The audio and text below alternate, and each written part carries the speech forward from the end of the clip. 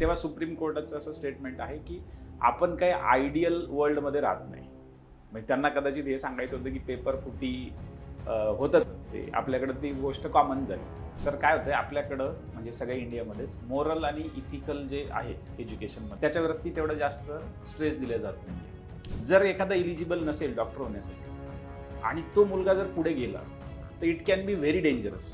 Paper leak होऊ नये यासाठी काही केलं जाऊ शकतं का? काही सोल्युशन आहे का याचं? माझं स्पष्ट मत असं आहे की NTA ची बॉडी इमिडिएटली बरखास्त करायला पाहिजे.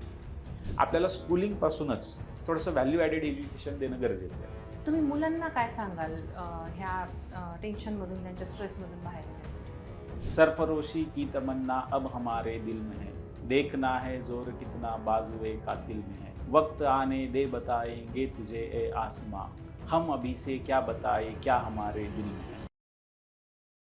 नीट 2026चा पेपर लीक का झाला? याआधीही असे पेपर लीक झाले आहेत का? ह्याला जबाबदार कोण? ह्यासाठी सोल्युशन काय? आणि मुलांनी आणि पालकांनी ह्यासाठी काय करायला हवं, हे आज आपण या आपल्या पॉडकास्टमध्ये डिस्कस करणार आहोत. आज आपल्यासोबत आहेत तांगडेच फिजिक्सचे संचालक श्री नितीन तांगडे सर. तांगडे सरांचे छत्रपती संभाजीनगर येथे इंडिव्हिज्युअल फिजिक्सचे क्लासेस आहेत. नमस्कार सर. नमस्कार. सर, तुम्ही स्वतः महाराष्ट्रातले टॉपमोस्ट इंजिनिअरिंग कॉलेज COEP पुणेमधून इलेक्ट्रिकल इंजिनिअरिंग केलेली आहे. तुम्ही सुद्धा कॉम्पिटिटिव्ह एक्झाम क्रॅक केलेली आहे. तुमच्या वेळी सुद्धा असे पेपर फुटी, पेपर फोड्या असे शब्द डिक्शनरीमध्ये होते का? फॉर्च्युनेटली आमच्या वेळी पेपर फुटी किंवा पेपर फोड्या असे शब्द आमच्या डिक्शनरीमध्ये तरी नव्हते. आता अनफॉर्च्युनेटली ते या नवीन मुलांच्या किंवा नवीन जनरेशनच्या डिक्शनरीमध्ये ॲड झालेले आहेत. मी जेव्हा परीक्षा दिली कॉम्पिटिटिव्ह एक्झाम तेव्हा आमच्या वेळी CETची एक्झाम होती स्टेट लेवलसाठी आणि ऑल इंडिया लेवलसाठी AIEEE नावाची एक्झाम असायची. त्याच्यानंतर ॲडव्हान्सची एक्झाम होती. तर तेव्हा माझ्या तर ऐकण्यात नाही की कधी पेपर फुटला होता. त्यामुळे पेपर फुटी आणि पेपर फोड्या असे शब्द आमच्या वेळी तेवढे प्रचलित नव्हते. अनफॉर्च्युनेटली आता असं होतं की ऑलमोस्ट प्रत्येक वर्षी जसं काही हे वार्षिक सण झालेत त्या प्रकारे पेपर फुटी होतीये. त्यामुळे आता हे शब्द जास्त कॉमनली यूज होतात. यावर्षी जो पेपर लीक झाला, असे पेपर लीक याआधीही झालेले आहेत की ही पहिलीच घटना होती पेपर लीकची? यावर्षीच पेपर लीक झाला असं नाही, याच्या आधी पण पेपर लीक झालेत. इनफॅक्ट 2024मध्ये पेपर लीक झाला होता आणि त्याच्या विरोधात खूप सगळे पालक, स्टुडंट्स आणि बरेचसे इन्स्टिट्यूट कोर्टात गेले होते. एवढ्या केसेस झाल्या की शेवटी मग त्या सगळ्या केसेस त्यांनी सुप्रीम कोर्टाकडे नेल्या आणि सुप्रीम कोर्टाने 2024मध्ये हे मान्य केलं की पेपर लीक झालेलं होतं. मग आता लीक झालाय तर याच्यावरती सोल्युशन काय? त्यांनी सांगितलं की हा पेपर काय सगळीकडे लीक झालेलं नाही, काही ठिकाणीच लीक झालेलं होतं. मग त्यांनी काही ठिकाणीच ती एक्झाम रिकंडक्ट केली आणि तेव्हा सुप्रीम कोर्टाचं असं स्टेटमेंट आहे की आपण काही आयडियल वर्ल्डमध्ये राहत नाही. म्हणजे त्यांना कदाचित हे सांगायचं होतं की पेपर फुटी होतच असते, आपल्याकडे ती गोष्ट कॉमन झाली. तर 2024ला हा प्रकार झाला. त्याच्या आधी पण 2015मध्ये AIPMT नावाची एक्झाम होती. ती एक्झाम ऑल इंडिया लेवलला कॅन्सल करायला लागली होती. त्यामुळं फक्त आत्ताच पेपर लीक झाला असं काही नाही आहे, याच्या आधी पण पेपर लीक होत आलेले आहेत. मागच्या जवळपास 2019 पासून आत्तापर्यंत जर पाहिलं तर all over India 65 papers leak झाल्याचे रिपोर्ट्स आहेत. सर, फक्त नीटचेच पेपर लीक होत आहेत की बाकी एक्झामचेही पेपर लीक होण्याच्या काही घटना आहेत? लीडचेच लीक होत आहेत असं नाही, बरेचसे पेपर्स लीक झालेत. मेन काय आहे, याच्या आधीची जी एक्झामची बॉडी होती नीटची, ते कंडक्ट करायचं CBSE. 2017मध्ये NTA ची बॉडी एस्टॅब्लिश झाली. तेव्हा हे ठरलं की आता याच्यानंतरच्या एक्झाम NTA कंडक्ट करणार आहे आणि NTA प्रॉपरली एक्झाम कंडक्ट करायला सुरुवात झाली 2018च्या नंतर. आणि 2019 पासून ज्या ज्या एक्झाम NTAने कंडक्ट केलेल्या आहेत, जसं की आता NTA फक्त नीटच कंडक्ट करते असं नाही, नीटच्या सोबत JEE मेन्स कंडक्ट करते, CUET नावाची एक एक्झाम आहे ती कंडक्ट करते आणि त्याच्यानंतर UGC नेट, ज्याला आपण युनिव्हर्सिटी ग्रँट कमिशन असं म्हणतो, म्हणजे जे लोक असोसिएट प्रोफेसर होण्यासाठी एक्झाम देतात ती एक्झाम पण NTA कंडक्ट करतं. तर ह्या सगळ्या एक्झाम्समध्ये पेपर लीक झाल्याचे प्रकार आहेत, कुठेतरी काहीतरी चिटिंग झाल्याचे प्रकार आहेत आणि या सगळ्या एक्झाम 2-2 वेळेस किंवा त्याच्यापेक्षा जास्त वेळेस कॅन्सल पण झालेल्या आहेत. त्यामुळे हे काही असं नाही आहे की फक्त NTAने कंडक्ट केलेली फक्त नीटमध्येच गोंधळ आहे, सगळ्याच एक्झाम्समध्ये गोंधळ आहे. इनफॅक्ट CUET नावाची जी एक्झाम आहे ती आधी नव्हती. NTA ची बॉडी आल्याच्या नंतर CUET ची एक्झाम सुरू झाली. तर ती एक्झाम जेव्हा सुरू झाली तेव्हा पहिल्याच वर्षी इतका गोंधळ झाला की बऱ्याचशा ठिकाणी ती कम्प्युटर बेस्ड एक्झाम होती, तर ते कम्प्युटरच प्रॉब्लेमॅटिक होते, तिथे कम्प्युटर सुरू झाले नाही, तिथे इनफ बॅकअप नव्हता. अशा n नंबर ऑफ रिझन्ससाठी बऱ्याचशा सेंटरवरची ती एक्झाम परत कंडक्ट करायला लागली. तर जेव्हापासून NTA आलंय तेव्हापासून ह्या एक्झामच्या कंटिन्युएशनमध्ये बरेचसे प्रॉब्लेम्स येतात. याच्या आधी हे सगळे जे पॅटर्न्स होते ते डिसेंट्रलाइज होते. म्हणजे नीटची परीक्षा CBSE घ्यायची, UGCची जी परीक्षा आहे UGC नेटची ती पण CBSE घ्यायची. त्याच्यानंतर CUET अशी एक्झाम आधी नव्हती, युनिव्हर्सिटीज त्यांच्या सेपरेट एक्झाम्स घ्यायच्या. त्यामुळे त्याच्यामध्ये होणारं गोंधळाचं प्रमाण कमी होतं, पण आता ते खूप जास्त वाढलं. एवढ्या मोठ्या प्रमाणामध्ये पेपर लीक होण्याचं कारण काय वाटतं, तुमचं मत काय यावर? त्याच्यामध्ये असं एक कारण नाही सांगता येणार, बरेचसे टप्पे आहेत पेपर लीक होण्यामध्ये. आता मूळ नीटचं जर आपण विचार केला तर नीटमध्ये कसं आहे की 4 स्टेजेस आहेत जिथे पेपर लीक होऊ शकतो. पहिली स्टेज असते पेपर सेटरची, जिथे पेपर सेट करतात जे टीचर्स. आता या 2026 मध्ये जो नीटचा पेपर लीक झाला त्याच्यामध्ये ज्यांनी पेपर सेट केला तेच लोक पकडले गेलेत, म्हणजे तेच लोक त्याच्यात इन्व्हॉल्ड आहेत. ही पहिली स्टेज आहे. सेकंड स्टेज आहे की NTA ची जी बॉडी आहे त्याच्यात जे अधिकारी आहेत ते अधिकारी याच्यामध्ये जेव्हा इन्व्हॉल्ड असतील तेव्हाच ह्या पेपर सेटरचे पेपर्स बाहेर येऊ शकतात. कारण ते पूर्ण त्यांचे रूल्स असतात की जिथे तुम्हाला पेपर सेट करायला जायचं आहे तिथे इलेक्ट्रॉनिक गॅजेट अलाउड नसतं, तिथे पेन्स अलाउड नसतात. मग तरी पण तो पेपर लीक कसा होतो? तर याच्यामध्ये NTA चे अधिकारी इन्व्हॉल्ड असायलाच पाहिजेत, त्याच्याशिवाय पेपर लीक होऊ शकत नाही. तर पहिला टप्पा आहे पेपर सेटर, दुसरा टप्पा आहे NTA चे अधिकारी, त्याच्यानंतर तिसरा टप्पा जो येतो हे जे पेपर्स तयार होतात. आता यावर्षी जवळपास 23 लाख विद्यार्थ्यांनी ही एक्झाम दिलेली आहे. मग एवढे सगळे पेपर प्रिंट होण्यासाठी कुठेतरी प्रिंटिंग मशीनमध्ये जातात. तर त्या प्रिंटिंग मशीनमध्ये जे काम करणारे लोक आहेत दे आर लेमेन्स, म्हणजे ते वर्कर वगैरे आहेत. तर तिथे मोठा चान्स असतो की तिथे पण पेपर लीक होऊ शकतो. आणि चौथा चान्स असतो की तिथनं जे पेपर निघतात ते पेपर पुढे जेव्हा डिस्ट्रीब्यूट होतात तेव्हा त्याचं सिस्टम असतं की ते पेपर आधी बँकेमध्ये येतात आणि मग बँकेकडनं तिकडे जातात. तर असंही होऊ शकतं की बँकेकडे आलेले जे पेपर्स आहेत ते एक्झाम सेंटरला जाण्याच्या आधी कुणीतरी थोडेसे लीक करून पाहिले. तर दॅट इज ऑल्सो पॉसिबिलिटी. अशा 4 प्रकारे पेपर लीक होऊ शकतो. पण याच्यात सगळ्यात कॉमन जे आहे ते NTAचं ॲडमिनिस्ट्रेशन आणि पेपर सेटर्स हे जास्त कॉमन आहे. बँकेतनं जाताना त्याचे चान्सेस फार कमी आहेत. ते अगदीच मूवी स्टाईल होईल ते की तेव्हा पेपर लीक झाला तेवढ्या वेळात ॲन्सर्स पोहोचवले, दॅट इज व्हेरी डिफिकल्ट. त्यामुळे मोस्ट कॉमन जे आहे ते तर NTA अधिकारी आणि पेपर सेटर्स हा मोड जास्त कॉमन. अजून काय कारण वाटतं सर, पेपर लीक आपल्या भारतातच एवढ्या प्रमाणात का होतात? आत्ता जे आपण डिस्कस केलं त्याला आपण असं म्हणू की हे एक सुपरफिशियल कारण आहे. त्याच्या पुढे जाऊन आपण जर अजून पाहिलं की डीप ह्याचं अजून दुसरं कुठलं कारण नाही, तर काय होतंय आपल्याकडं म्हणजे सगळ्या इंडियामध्येच मोरल आणि इथिकल जे आहे एज्युकेशनमध्ये त्याच्यावरती तेवढं जास्त स्ट्रेस दिला जात नाहीये. काय होतंय आता हे जे नीटचे एक्झाम देणारे मुलं आहेत हे पुढे जाऊन काय करणार आहेत? हे डॉक्टर होतील, हे सोसायटीला सर्व करतील, म्हणजे हे ऑपरेशन्स करतील, त्याच्यानंतर हे कुठेतरी मेडिसिन MD मेडिसिन होतील, वेगळ्या वेगळ्या क्षेत्रात ते स्पेशलायझेशन करतील. आता हे जात असताना जर हे अनइथिकल लोक तिथे गेले तर हे खूप जास्त डेंजरस होऊ शकतं. त्याच्यामुळं पेपर लीकचं कारण आपण जे डिस्कस करतोय की ते पेपर प्रिंटिंगला गेले तिकडे लीक झाले हे कारण तर आहेच, ते सुपरफिशियल आहे. त्याचं जास्त डीप कारण हे आहे की पेपर जेव्हा लीक होतो तेव्हा तो लीक झालेला पेपर घेण्यासाठी पालक किंवा स्टुडंट रेडी आहेत पैसे देऊन. म्हणजे याचा अर्थ कुठेतरी स्टुडंट्समध्ये आणि पालकांमध्ये एवढी अनइथिकल गोष्ट वाढलेली आहे किंवा मी कॉपी करून डॉक्टर झालो तरी चालतं. जर तो इलिजिबल नसेल तर त्याच्याकडून उद्या चुकीच्या गोष्टी होऊ शकतात. आणि ही गोष्ट ते मेहनतीपेक्षा इम्पॉर्टंट काय आहे की जर एखादा इलिजिबल नसेल डॉक्टर होण्यासाठी आणि तो मुलगा जर पुढे गेला तर it can be very dangerous. म्हणजे तो उद्या होऊ शकतं की तो जर सर्जन झाला तर चुकीचे ऑपरेशन्स करेल आणि त्याला ह्या गोष्टी काय कळणारच नाही. आणि जर तो मुलगा त्यांच्या फील्डमधल्या ॲडमिनिस्ट्रेशनमध्ये गेला तर तो अजून मोठ्या प्रमाणात चुकीच्या गोष्टी करेल. त्यामुळे हे इथिकल आणि मोरल गोष्टी एज्युकेशनमध्ये आणणं हे लॉंग टर्म त्याच्यावरचं सोल्युशन. हे सोसायटीसाठी पण खूप हार्मफुल आहे, व्हेरी डेंजरस. मग ते लीकचे हे 2 कारण आहेत. त्याच्यातलं पहिलं तर इमिडिएट सोल्युशन हेच आहे की जे आपले पहिले कारण आपण पाहिले की लीक कुठे होऊ शकतं त्याच्यावरती लक्ष देणे. आणि दुसरं मोरल आणि इथिकल हे जे आहे याला कुठं ना कुठंतरी आपल्याला एज्युकेशन सिस्टममध्ये आपल्या स्कूलिंग पासून आणायला लागेल की फक्त सायन्स अभ्यास करून चालणार नाही. तुम्ही सायन्स का शिकताय, तुम्ही फिजिक्स शिकताय, केमिस्ट्री शिकताय, ते का शिकताय, त्याचं सोसायटीला काही ना काहीतरी बेनिफिट व्हायला पाहिजे, हे त्यांच्यामध्ये आतमध्ये रुजणं गरजेचं आहे. म्हणजे फक्त परीक्षेसाठी अभ्यास न करता आपण का अभ्यास करतोय एखाद्या गोष्टीचा ते समजणं गरजेचं आहे. एक्झॅक्टली, व्हॅल्यू ॲडिशन होणं गरजेचं आहे. ह्या सगळ्यामध्ये फॉल्ट कुणाचा आहे, म्हणजे इंडिव्हिज्युअल लोकांचा आहे की सिस्टीमचा फॉल्ट आहे, आणि ज्यांचा फॉल्ट आहे ते लोकांसमोर खरंच येत आहेत का? इंडिव्हिज्युअल पर्सनचा फॉल्ट असणे इट्स नॉट पॉसिबल.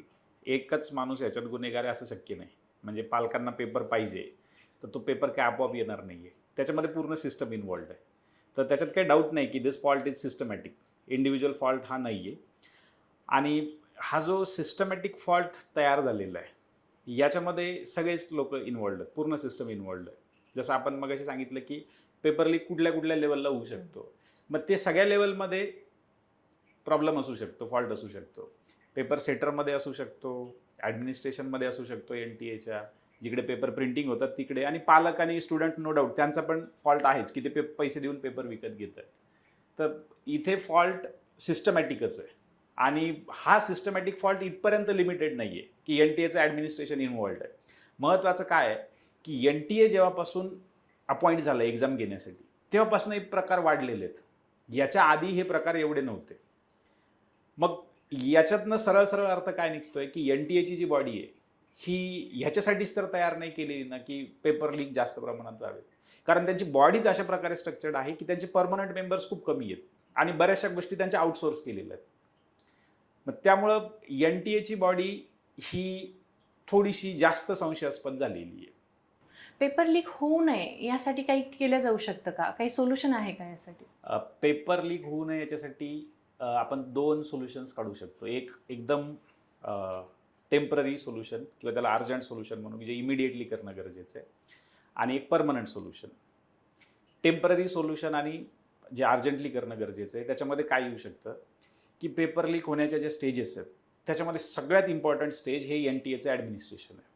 माझं स्पष्ट मत असं आहे की NTAची बॉडी इमिडिएटली बरखास्त करायला पाहिजे. जोपर्यंत नीटचा प्रश्न आहे तोपर्यंत नीटची एक्झाम CBSEने कंडक्ट केली पाहिजे, आणि बाकी युनिव्हर्सिटीच्या ज्या एक्झाम्स आहेत त्या त्यांच्या युनिव्हर्सिटीज जशा आधी कंडक्ट करायच्या तशाच कंडक्ट केल्या गेल्या पाहिजेत. कारण हे जेवढं डिसेंट्रलाइज होईल तेवढं पेपर लीकचं प्रमाण वगैरे कमी होईल. हे जेव्हापासून सेंट्रलाइज पद्धतीने एक्झाम होतात एकाच ठिकाणी तेव्हापासून लीकचं प्रमाण वाढलेलं आहे. त्यामुळं NTAची बॉडी बरखास्त केलीच पाहिजे, त्याच्यामध्ये कुणाचा काही डाऊट असण्याचं कारण नाही आहे. आणि जे लोक याच्यात इन्वॉल्ड आहेत त्या सगळ्यांना पनिशमेंट झाली पाहिजे. कारण 2024मध्ये पेपर लीक झाला तेव्हा कुणावरही कारवाई झालेली नाही आहे. तेव्हा जर कारवाई झाली असती तर आज कदाचित ही गोष्ट परत झाली नसती. त्यामुळे NTAची बॉडी बरखास्त केली पाहिजे, जे लोक इन्वॉल्ड आहेत त्यांना स्ट्रिक्ट पनिशमेंट झाली पाहिजे. हे सध्याचे टेम्पररी सोल्युशन्स आपण काढू शकतो. एक्झाम डिसेंट्रलाइज पद्धतीने जेवढ्या घेता येतील तेवढ्या बेटर आहेत. आणि परमनंट सोल्युशन जर आपण डिस्कस केलं की परमनंट आपण काय करू शकतो किंवा पेपर लीक व्हायलाच नको, तर हे थोडंसं वेळ लागणारं सोल्युशन आहे, पण ते इम्पॉर्टंट आहे. आपल्याला स्कूलिंगपासूनच थोडंसं व्हॅल्यू ॲडेड एज्युकेशन देणं गरजेचं आहे. व्हॅल्यू ॲडेड एज्युकेशन म्हणजे की तुम्हाला जे काय करायचं आहे त्याचं मेन एम काय हे फार इम्पॉर्टंट आहे. म्हणजे जसं की काय होतं तर आपल्याकडे ट्रेंड कसं आहे की एखाद्याने UPSC क्रॅक केली की ती एक्झाम क्रॅक केली याचा एवढा मोठा जल्लोष होतो की आपल्याला हे कळत नाही की एक्झाम क्रॅक करणं हे साधन आहे, हे साध्य नाही आहे. म्हणजे ती एक्झाम क्रॅक करून तुम्हाला पुढे काहीतरी काम करायचं आहे. ती एक्झाम क्रॅक केली म्हणजे झालं माझं काम संपलं असं नाही आहे. हे जेव्हा तुमच्या डोक्यात राहतं तेव्हा त्या एक्झामच्या मागे ज्या व्हॅल्यूज आहेत त्या जास्त इम्पॉर्टंट होतं. हे व्हॅल्यू ॲडेड एज्युकेशन टाकणं जास्त गरजेचं आहे. तेव्हा आपण ते परमनंट सोल्युशनकडे जाऊ की असा दिवस भारतात आला पाहिजे की पेपर जरी भेटत असेल, मला पेपर भेटतोय की बा तुम्ही हा पेपर घ्या फ्रीमध्ये, तरी पण मी म्हटलं पाहिजे की मी फ्रीमध्ये पेपर घेणार नाही. हे ज्या दिवशी होईल त्या दिवशी हे परमनंट जे पेपर लीकचा प्रकार आहे तो बंद होईल. आणि हे जास्त इम्पॉर्टंट आहे कारण आपल्यासारखेच लोक कुठेतरी पुढे जाऊन मग सिस्टममध्ये येतात आणि मग तेच लोक पुन्हा पेपर फोडतात. त्यामुळे हे स्कूलिंगपासून जर आपण इम्प्लिमेंट केलं की आपल्याला का शिकायचं आहे तर मला वाटतं त्याचा जास्त परमनंट फायदा होईल. म्हणजे हे लीक वगैरे असले प्रकार होणारच नाही.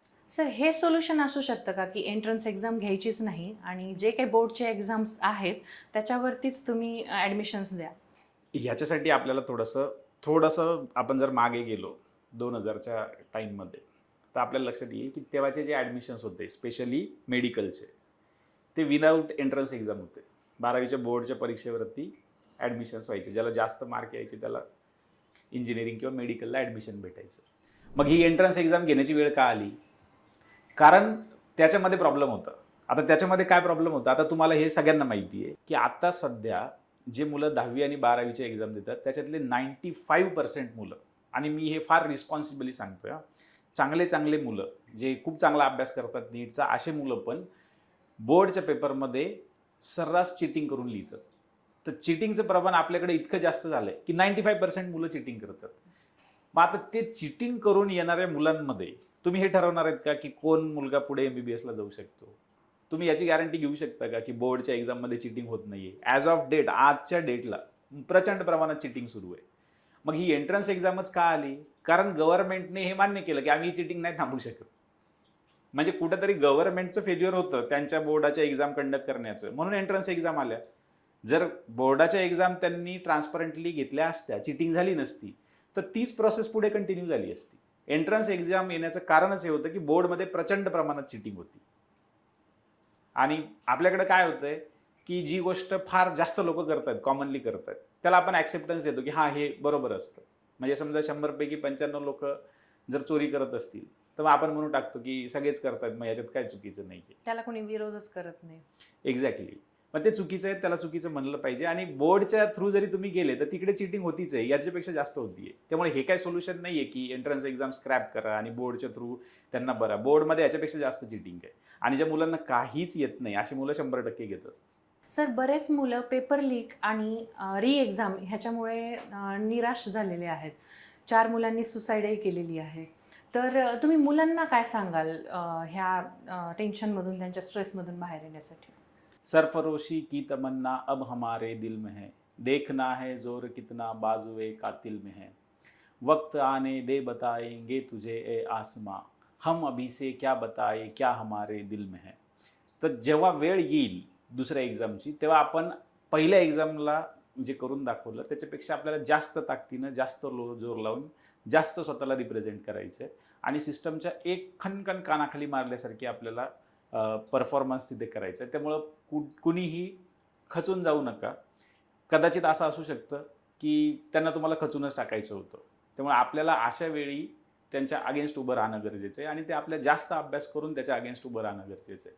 त्यामुळं कुणीही डिप्रेस होऊ नका. तुम्ही फर्स्ट टाईम अभ्यास केलेला आहे असं समजू आपण की ही जी पहिली एक्झाम झाली ही ऑल इंडिया लेवलची मॉक टेस्ट होती, असं समजून आपण दुसऱ्या एक्झामसाठी पूर्ण ताकदीनं अपियर होऊयात. आणि शेवटचा प्रश्न पालकांसाठी. सर, पालकांसाठी तुम्ही काय सल्ला द्याल? पालकांनी या टाईममध्ये मुलांसोबत राहणं जास्त गरजेचं आहे. आता आम्ही परत मॉक टेस्ट सुरू केले आहेत, तसं सगळ्यांनी मॉक टेस्ट परत सुरू केलेलं आहे. मुलांनी त्यांचा अभ्यास परत सुरू केलेला आहे. तर एक गोष्ट आता आपण एकदम प्रिसाइजली फॉलो केली पाहिजे की मॉक टेस्टमध्ये मुलांना थोडेफार कमी मार्क आले, पहिल्या 2-3 टेस्टमध्ये ते होण्याचे चान्सेस आहेत, तर पालकांनी एकदम मुलांना प्रेशराईज करू नका. हे समजावून घ्या की त्यांचे मार्क कमी का आलेत आणि ज्याच्यामुळे कमी आलेत त्याच्यावरती सोल्युशन काढण्याचा प्रयत्न करा. कारण ऑलरेडीच हे असं झाल्यामुळं मुलं थोडेसे ऑलरेडीच प्रेशरमध्ये आहेत. ते कॉन्सन्ट्रेट करू शकत नाही आहेत एक्झामवरती, त्यांच्या अभ्यासावरती. त्यामुळं पहिल्याच दिवसापासून, पहिल्याच मॉकपासून असं नको व्हायला की तुम्ही त्यांना खूप प्रेशराईज करतायत की एवढेच मार्क आले पाहिजे मॉक टेस्टमध्ये, तेवढेच आले पाहिजे. हे लक्षात घ्या, मॉक टेस्ट जे आहेत ते फायनलचे एक्झाम नाही आहेत. त्यामुळे इथे थोडेफार मार्क कमी आले तरी चालतं. तिथे काय चुकलं ते क्वेश्चन्स ॲनालाइज करणं गरजेचं आहे. त्याला घाबरू नका. जे चुकलेल्या गोष्टी आहेत त्या व्यवस्थित ॲनालाइज करा.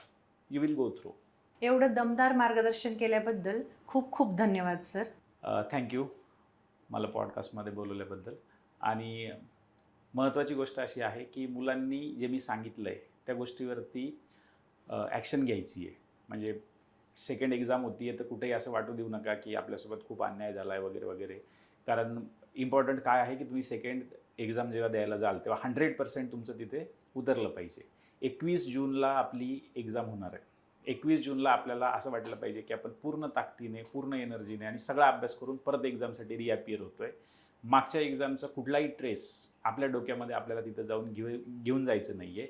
कुठलेही ट्रेसेस तिथे राहिले नाही पाहिजे, हे डोक्यात ठेवायचं आणि पूर्ण एनर्जीने, पूर्ण ताकदीने 21 जूनची एक्झाम आपल्याला द्यायची आहे.